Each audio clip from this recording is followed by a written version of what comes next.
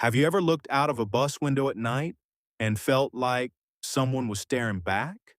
Most people would ignore that feeling. After hearing this story, you never will.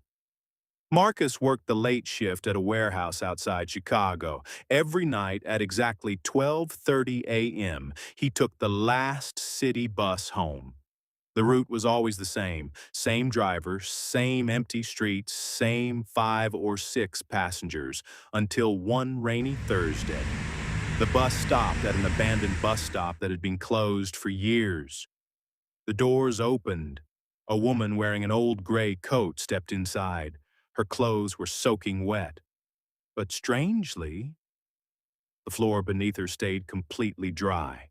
She quietly sat in the very last seat, never moving, never blinking. Marcus tried not to look, but every time the bus passed under a streetlight, she seemed one row closer. Nobody else reacted. The driver never looked in the mirror. The other passengers stared straight ahead. Then Marcus noticed something impossible. The reflection in the window didn't show the woman, only an empty seat. His phone buzzed. Unknown number. The text read, "Don't let her reach the front." Marcus looked back. She was now only 3 rows away. He hadn't seen her stand up. He hadn't heard footsteps. She had simply moved. The bus stopped again. Everyone except Marcus got off. The driver shut the doors without saying a word. Now there were only 3 people left: Marcus, the driver, and the woman. Slowly, she stood. One step, another. No sound. The driver whispered without turning around, "Whatever happens, don't speak to her." She stopped beside Marcus without moving her lips. He heard a voice inside his head. "Is this seat taken?" Marcus remembered the warning.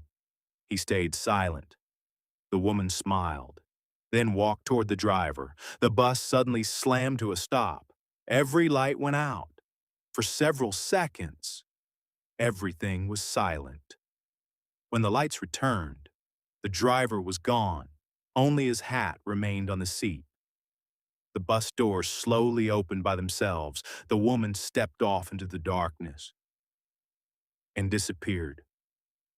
Police found the bus the next morning. Engine still running, driver missing, no signs of a struggle. Marcus was the only witness. He never rode a bus again. But every year, on the anniversary of that night, at exactly 12:30 a.m., a city bus stops outside his house. The doors open.